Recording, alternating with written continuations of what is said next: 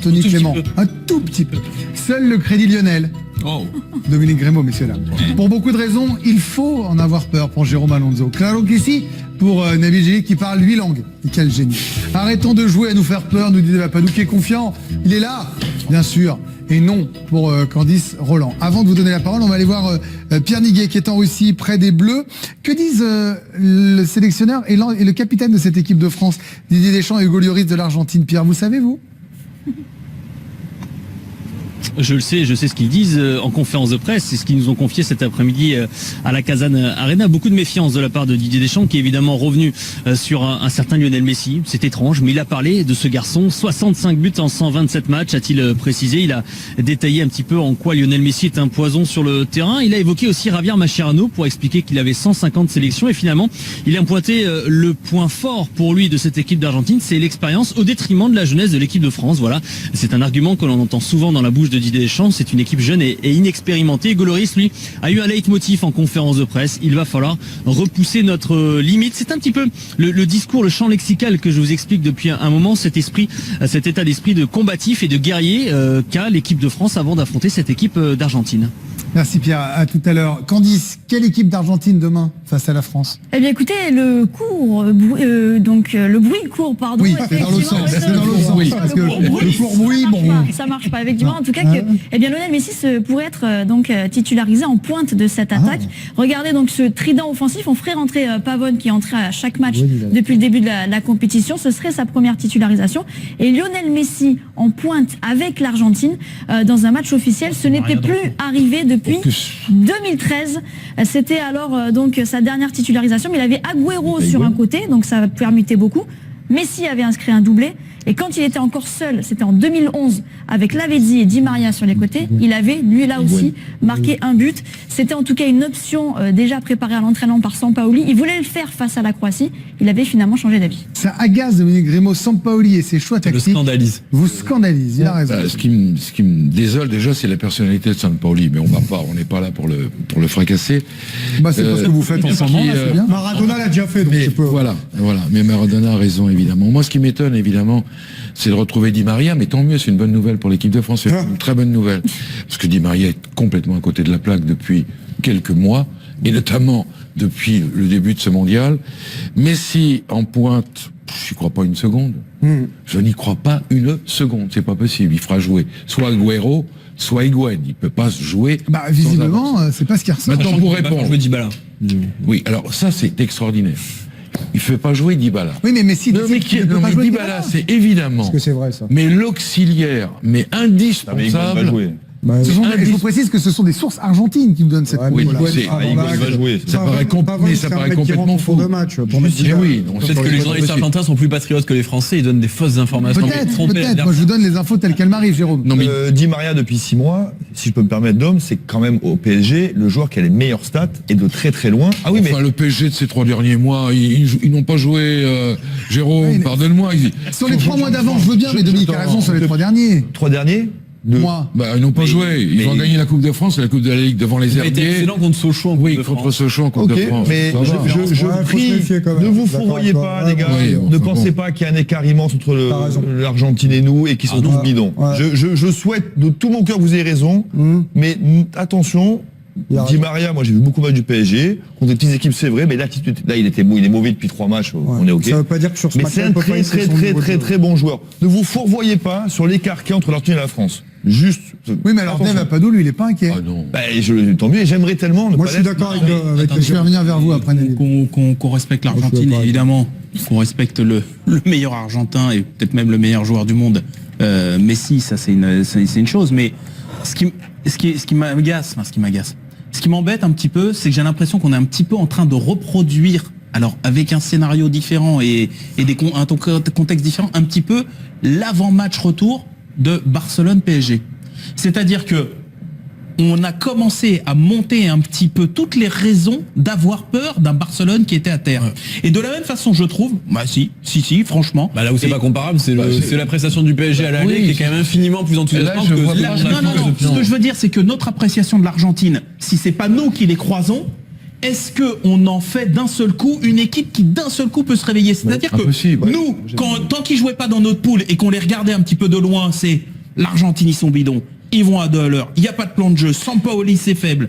C'est le bordel dans la fédération. Ils sont limite de faire un Aïsna numéro 2, sauce Argentine. Et là, d'un seul coup, parce qu'on croise leur route, d'un seul coup, on va réveiller toutes les raisons qu'il y a de s'en méfier. Bien sûr qu'il faut s'en méfier. Mais franchement, à ce point-là, aujourd'hui, c'est l'Argentine qui doit plus avoir peur des Bleus que nous deux. Sur les 3 matchs qu'ils ont vus, ils doivent avoir très peur. Non, mais surtout, on craint pas l'Argentine parce qu'on les croise. On craint l'Argentine parce qu'ils sont qualifiés au dernier moment contre le Nigeria. Il y a un élan. C'est ça qu'on peut craindre. C'est est-ce que ce match-là va pas être fondateur et va pas les inciter à montrer notre visage. C'est ça qu'on peut craindre. Comme les Allemands après la Suède. Et surtout, on les craint un peu parce que cette équipe de France, si elle craint pas son adversaire, elle a 0 marge. Déjà, les grandes équipes de ce mondial, elles ont quand même peu de marge face aux plus faibles. On a assisté quand même à un resserrement. Tous les matchs sont vraiment serrés. Alors, si la France arrive contre l'Argentine et se dit on n'a rien à craindre, on va dérouler, là, il y aurait quand même danger. Objectivement, on est d'accord pour dire que des 16 équipes 8e de finalistes, c'est quand même sur le papier et sur l'impression qu'elle nous a laissé l'équipe la plus mauvaise, l'Argentine. On est d'accord. On est d'accord ou pas? Ouais. On est d'accord ou pas? Nabil n'est pas d'accord. Nabil, mais qui? C'est dur de dire ça d'une équipe avec Non, mais parce c'est qu'on attend horrible. plus d'eux et c'est vrai qu'ils sont passés par la petite porte comme ils l'ont fait lors des éliminatoires. Oui, mais qui? Mais je rappelle juste un truc, Dominique. Je suis d'accord avec toi. Elle est pas rassurante, elle est déséquilibrée. Guy Stéphane a tout bien expliqué. Dans le dos, tu peux les prendre. Derrière, c'est vieillissant. Enfin, tout ce que tu veux. Sauf que c'est une équipe qui est galvanisée. À chaque fois, elle est miraculée. Et elle a un truc qu'on n'a peut-être pas, nous. Moi, c'est ce que je pense. Elle a des gars qui sont prêts à aller à la guerre. Alors que les nôtres, on les a jamais vus salir le maillot. Oui, mais si vous n'avez pas de munitions, vous pouvez pas aller à la guerre. On a surtout vu ses faiblesses depuis le début de la compétition. L'état d'esprit, c'est bien beau à C'est vous un donner. leader hors norme. Alors, ok, il est sur la fin. Je veux bien l'entendre. C'est un leader hors norme. Ils nous ont une grinta incroyable. Messi a pris ses responsabilités. La dernière fois, on l'a vu pour la première fois un peu faire comme Zidane en 2006. On disait il fait pas le chef et tout. Quand il rassemble tout le monde autour de lui, il l'a fait également. Donc évidemment, moi je vais pas vous mentir, moi j'en ai peur de l'Argentine. Je peux pas faire semblant. Pour moi c'est une grande nation. Faites votre Estelle Denis. Mais c'est une grande nation de football. Ok. Je pose la question à Messi. Il préfère être entouré par qui là? Par Otamendi et compagnie ou par Varane et les nôtres? Il préfère qui d'après Ça dépend de la performance de Varane et des nôtres. Après, Otamendi, tu demandes à Messi, sauf qu'Otamendi fait une grosse saison avec Manchester City, il est champion d'Angleterre. Non mais je veux dire, c'est pas des pipes. On n'a pas Messi en France. Di Maria, il est à côté de ses pompes, mais rien ne te dit qu'il est pas capable de t'embrouiller Sidibé ou Pavard et de lui casser les rangs. On observe ce qu'on a. Mais c'est pas l'Australie. Dernier mot, Jérôme, sur ça. 100% d'accord avec Dave, mais moi j'ai observé aussi, normal, c'est beaucoup d'attention.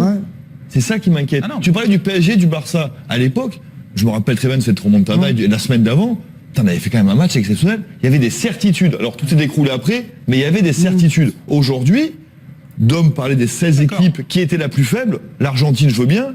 Mais dans les 3 plus faibles, on n'est pas très loin de toute façon. Ah non, ça je suis bien d'accord avec toi. Dominique, Jérôme, j'aimerais qu'on reparte justement du côté de la Russie. Il nous attend Pierre Niguet qui vous écoute avec intérêt. Pierre, vous avez envie de signaler une autre arme offensive pour l'Argentine, c'est la ferveur. On en parlait en début d'émission. Ouais, c'est un paramètre à ne pas négliger. Les Bleus ont été impressionnés par la ferveur qui se dégageait du stade de Yekaterinbourg lorsqu'ils ont battu le Pérou 1-0. Vous vous souvenez certainement de cette image extraordinaire, la ferveur du peuple péruvien. Demain, on annonce un rapport de force de 1 pour 5, c'est-à-dire qu'il y aurait environ 25 000 Argentins dans la Kazan Arena, 5 000 supporters français, et sans faire offense aux supporters français. Un supporter argentin, ça fait du bruit, ça fait énormément de bruit. On les a déjà vus dans les rues de Kazan. Ils sont arrivés, ils sont brillants, ils sont festifs, ils sont chauds, voilà, c'est le terme, et ça va pousser demain, ça va certainement pousser pour l'Argentine. C'est pas quelque chose à négliger, surtout si le contexte ambiant, eh bien, on imagine, je sais pas, un 0-0 à la 80e minute, la Kazan Arena fera du bruit, mais fera du bruit pour encourager l'Argentine. Alors, le 12e homme ou pas? Ah bah oui. Oui, mais est-ce que ça peut pas, d'une certaine façon aussi, favoriser un peu nos Bleus? Parce que, juste une remarque, on parle de la jeunesse des Bleus, de l'expérience argentine. Il y a aussi un truc moi, à mon avis, qu'on n'a pas encore pris en compte, et j'espère que l'équipe de France va le prouver. J'ai l'impression qu'on a une équipe un petit peu de flambeur. C'est-à-dire que ce premier tour, il nous a ennuyés, mais j'ai l'impression qu'il les a ennuyés aussi. Mais c'est pour ça qu'il faut qu'ils aient peur. Oui, mais voilà, mais que le rendez-vous avec l'Argentine. Ça va élever. C'est ça la peur. Et j'ai l'impression C'est ça, la peur. que ces mecs-là, ils attendent ce genre de match. C'est possible. Ils sont construits pour ça. Et moi, je suis persuadé que ça les excite et ça va les réveiller eux aussi. Comment ça se passe en Argentine, Candice, les unes? Oui, on va regarder déjà cette une de l'équipe. Bien sûr, il va falloir surveiller Messi. Alors, non, il ne passera pas. Et regardez la réponse du journal Olé, la même une. Excellent. Si, il passera. Comme ils disent, C'est excellent. comme ils disent, difficile d'arrêter le zozo. Et regardez Lionel Messi, regardez ses statistiques en Coupe du Monde à élimination directe. Le chiffre, 0 but. Donc en 7 matchs, voilà, c'est le chiffre qui rassure. Faut pas qu'il ouvre le compteur demain, quoi. S'il l'ouvre et qu'il y en a deux de plus ou un de plus de l'autre côté, s'il l'ouvre mais que derrière on arrive à en mettre un de plus. Bah écoute, moi il me fait bien. D'accord, je signe. C'est pas la seule menace de l'équipe. Sachant que sa Coupe du Monde jusqu'à présent est pas non plus très positive. Il y a ce match-là, le dernier contre le Nigeria, où il marque un but fantastique, mais les deux premiers matchs étaient griezmanniens. Vous êtes exaspéré ce soir, Dominique? Pas du tout. Je suis ravi de vous voir la présentation déjà. Non, vous êtes très bon. Mais vous êtes très gentil. Pourquoi vous faisiez? Bien sûr. Pourquoi vous faisiez? Non, la ferveur populaire, on l'a connu avec le Pérou. Le rapport de 1 à 5. Il y avait combien de Péruviens pour le deuxième match? Ils sont plus petits. 20 000. Et l'ambiance n'a pas de but non plus. Enfin, si l'ambiance n'a pas de but, Beşiktaş serait champion d'Europe tous les ans. Demain, ça va être aussi un peu la guerre. Je veux dire, ça va être les tacles à la gorge. Je veux dire, ils vont hisser aussi leur niveau d'impact. Vous savez, sur le terrain, ça ne joue pas, ça tacle jamais à la gorge. Tu vas voir Mascherano demain. Oui, Mascherano. Le côté survivant, il a dit aussi, c'est très important. C'est des gars qui sont passés très très près de la guillotine. Et puis, ça peut compter. Les garçons, vous continuerez d'en parler demain.